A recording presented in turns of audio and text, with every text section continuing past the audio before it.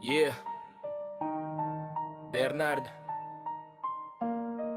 Ito ang kwento ng batang hindi pinaboran ng tadhana,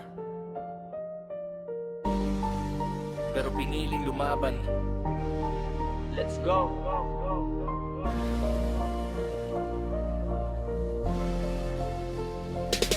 Ako si Bernard, walang amang kasama, pero matibay ang dibdib, di yumuko sa problema. Lumaki sa hirap, sanay sa luhat pagod, pero bawat hakbang ko pangarap ang sinusunod. Mga kamag-anak, sabay wala raw mararating. Bawat pang mamaliit, akala nila'y gigising, akala nila'y titigil, akala nila'y bibigay. Ni nila alam bawat salita'y gasolina sa tagumpay. Habang sila'y tumatawa, ako'y nagpapakahirap. Habang sila'y nanghuhusga, ako'y tuloy sa pangarap. Hindi ako perpekto, pero hindi sumusuko. Kapag bumagsak man ako, mas matatag akong tatayo. Habang sila'y tumatawa, ako'y nagpapakahirap. Habang sila'y nanghuhusga, ako'y tuloy sa pangarap. Hindi ako perpekto, pero hindi sumusuko. Kapag bumagsak man ako, mas matatag akong tatayo. Di ako gawa sa ginto, kundi pawis at dugo. Bawat sugat sa katawan, naging hagdan ko. Mula sa ilalim hanggang sa tuktok ng laban, ako si Bernard, hindi kailanman iiwasan. Walang ama, pero may Diyos na gabay. Kaya bawat punos na lalagpasan kong tunay. Ito ang kwento ng pusong hindi bumitaw, hanggang pangarap ko unti-unting tinggupa.